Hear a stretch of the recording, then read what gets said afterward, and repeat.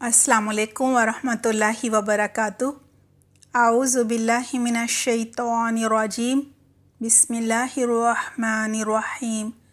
रब्बिश्रह ली सदरी वयस्सिर ली अमरी वहलुल उक़दतम मिन लिसानी यफ़क़हू क़ौली।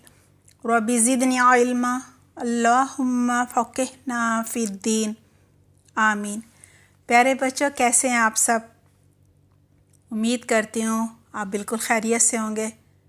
दुआ है अल्लाह सुब्हानहू तआला आपको सेहत और आफ़ियत अता फ़रमाए, दीन पर बेहतरीन इस्तकामत अता फ़रमाए, कुरान का समझना, अमल करना और दूसरों को बताना आसान फ़रमाए।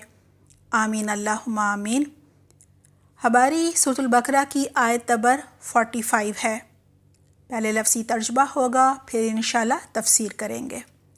लफ्ज़ी तर्जुमा व और इस्ताईनु मदद मांगो, बिस्सब्री साथ सब्र के, बी मैंने साथ, वस्सलाती और नमाज के, व और इन्नहा बेशक वो, इन्ना मैंने बेशक और हा मैंने वो यानी नमाज, लकबीरतुन अलबत्ता भारी है, मुश्किल है, इल्ला बगर या सिवाय, आला ऊपर, अल-खाशियीन उनके जो खुशू करने वाले हैं, अल्लाह से डरने वाले हैं, आर्ज़ी इख्तियार करने वाले हैं।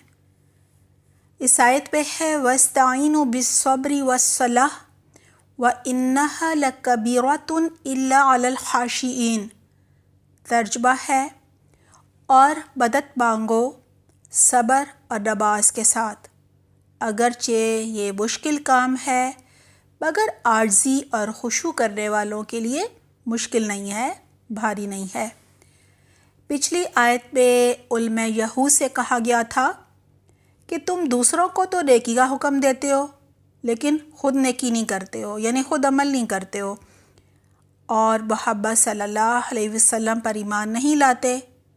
हालांकि जो तुम्हारे रिश्तेदार ईमान ले आए हैं उन्हें कहते हो हाँ अच्छा किया है, ये सच्चा दीन है, लेकिन ख़ुद ईमान नहीं लाते, क्योंकि ईमान लाना तुम्हारे लिए बहुत ही मुश्किल काम है, क्योंकि तुम्हें माल की कुर्बानी देनी पड़ेगी, क्योंकि लोग तुमसे फ़ैसले करवाने आते हैं और तुम्हें मालो मता देते हैं।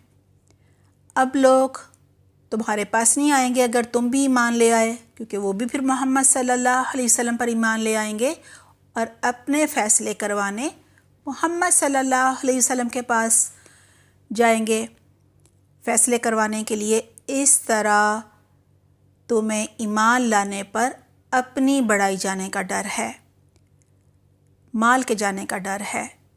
कहा जा रहा है माल की मोहब्बत को दिल से निकालना और ये जो बड़ाई, ओहदा, रुतबा तुम्हें चाहिए, इसको दिल से निकालना बहुत बड़ी नेकी है और ये नेकी करना तुम्हारे लिए बहुत ही मुश्किल हो गया है। तो ऐसा करो, वस्ताइनु बिस्सब्री वस्सला, सब्र और नमाज से मदद लो, इनसे मदद लो और ये नेकी कर डालो, ईमान ले आओ। सब्र और नमाज, इससे नवाफिल भी मुराद है। ये दोनों चीज़ें मोमिन के दो बहुत बड़े हथियार हैं। हर नेकी करने के लिए सब्र की ज़रूरत होती है, क्योंकि इंसान कोई ना कोई अपनी पसंद का काम कर रहा होता है, यानी जो उसकी ख्वाहिशात होती हैं, ख्वाहिश नफ्स की पैरवी कर रहा होता है। और जब नमाज पढ़नी पड़ती है तो अपनी पसंद का काम छोड़ना पड़ता है, उसको छोड़ने के लिए भी सब्र की ज़रूरत होती है। सब्र का ज़िक्र नमाज से पहले है ना, क्योंकि नमाज अदा करने के लिए, नमाज पढ़ने के लिए भी सब्र ही की ज़रूरत होती है, ताकि आप अपनी पसंद का काम छोड़ें और नमाज पढ़ने चल पड़ें। जिस तरह नेकी करने के लिए सब्र की ज़रूरत होती है, बिल्कुल इसी तरह गुनाह से बचने के लिए भी सब्र की ज़रूरत होती है, क्योंकि गुनाह जो होता है वो भी तो आपको अच्छा लगता है तो आप कर रहे होते हो ना, आपकी पसंद का काम होता है, तो پسند کا کام چھوڑنا تو مشکل ہوتا ہے نا، صبر ہوگا تب بھی چھوڑو گے۔ کہا جا رہا ہے جب دنیا اور آخرت کے کام تمہیں مشکل لگیں تو نماز اور صبر کے ساتھ مدد لو۔ ترمذی میں ہے، آپ صلی اللہ علیہ وسلم نے فرمایا، روزہ آدھا صبر ہے، کیونکہ صبر کرنا پڑتا ہے نا، کھانے پینے سے بھی رکنا پڑتا ہے اور بھی بہت ساری چیزیں منع ہوتی ہیں، گالی گلوچ نہیں کرنا، لڑائی جھگڑا نہیں کرنا۔ مسند احمد میں ہے، نبی صلی اللہ علیہ وسلم نے حضرت ابو ہریرہ رضی اللہ عنہ کو دیکھا کہ بھوک کے مارے پیٹ کے درد سے بےتاب ہو رہے ہیں۔ آپ صلی اللہ علیہ وسلم نے فرمایا، کیا تمہارے پیٹ میں درد ہے؟ انہوں نے کہا، ہاں۔ آپ صلی اللہ علیہ وسلم نے فرمایا، اٹھو نماز شروع کر دو، اس میں شفا ہے۔ اسی طرح حاکم میں ہے، حضرت عبداللہ بن عباس رضی اللہ عنہ کو سفر میں اپنے بھائی حضرت سقم رحمہ اللہ کے انتقال کی خبر ملی تو آپ نے انا للہ و انا الیہ راجعون پڑھا اور پھر راستے سے ایک طرف ہٹ گئے، اپنا اونٹ بٹھا دیا اور نماز شروع کر دی اور بہت لمبی نماز ادا کی۔ پھر اپنی سواری کی طرف جاتے ہوئے اس آیت کی تلاوت کرنے لگے، وَاسْتَعِينُوا بِالصَّبْرِ وَالصَّلَاةِ وَإِنَّهَا لَكَبِيرَةٌ إِلَّا عَلَى الْخَاشِعِينَ۔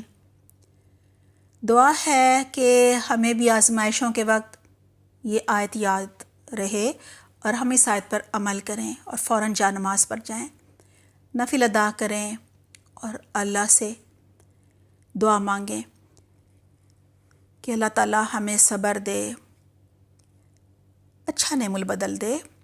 بنی اسرائیل کے علماء کو بھی یہاں یہی مشورہ دیا جا رہا ہے کہ تمہارے دلوں میں بڑائی اور بال کی محبت بہت زیادہ ہے، جو کہ تمہارے لیے بہت بڑی آزمائش بن گئی ہے، بہت بڑی مشکل بن گئی ہے۔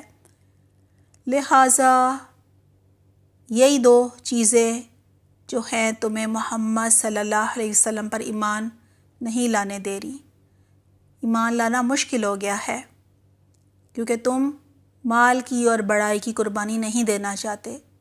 تو کوئی بات نہیں، ایسا کرو، صبر اور نماز سے مدد لو۔ لیکن صبر اور نماز تبھی تمہاری مدد کریں گے جب تمہارے اندر خشوع ہوگا، اللہ کا ڈر ہوگا، عاجزی ہوگی۔ یہی وجہ ہے کہ آیت کے آخر میں کہا جا رہا ہے وَإِنَّهَا لَكَبِيرَةٌ إِلَّا عَلَى الْخَاشِعِينَ۔ صبر اور نماز سے مدد لو، لیکن یہ دونوں کام بہت مشکل ہیں، صبر کرنا اور نماز پڑھنا۔ ہاں، ان کے لیے مشکل نہیں ہے جن کے اندر خشوع ہوتا ہے، جن کے اندر اللہ کا ڈر ہوتا ہے، جن کے اندر عاجزی ہوتی ہے۔ لہٰذا خاشعین ہی صرف اللہ سے مدد مانگتے ہیں صبر اور نماز کے ذریعے جب ان پر کوئی مشکل آ جاتی ہے۔ لہٰذا وہ صبر اور نماز کے ذریعے جب مدد لیتے ہیں تو مشکل سے مشکل کام بھی کر گزرتے ہیں۔ اب اگلی آیت میں بتایا جا رہا ہے یہ خاشعین یعنی اللہ سے ڈرنے والے، خشوع کرنے والے، عاجزی اختیار کرنے والے کون لوگ ہوتے ہیں۔ دعا ہے اللہ سبحانہ تعالیٰ ہمیں ہر مشکل، ہر مصیبت اور ہر آزمائش کے وقت، مشکل کے وقت صبر کرنے اور نماز پڑھنے کی بہترین توفیق عطا فرمائے۔ یعنی ہمیں آزمائش کے وقت یہ یاد رہے کہ ہم نے گلہ شکوہ نہیں کرنا، رونا دھونا نہیں کرنا، پریشان نہیں ہونا، وویلا نہیں مچانا، بلکہ ہم نے جا نماز پر جانا ہے، نوافل پڑھنے ہیں، نماز کا وقت ہے تو نماز پڑھنی ہے اور اللہ سے مدد مانگنی ہے۔ اللہ سے اچھا تو کوئی دوست ہو ہی نہیں سکتا نا۔ اللہ سبحانہ تعالیٰ ہمیں اس کی بہترین توفیق عطا فرمائے، آمین اللہم آمین۔ اپنا بہت خیال رکھیے گا۔ سبحانک اللہم و بحمدک، نشہد ان لا الہ الا انت، نستغفرک و نتوب الیک۔ والسلام علیکم ورحمۃ اللہ وبرکاتہ۔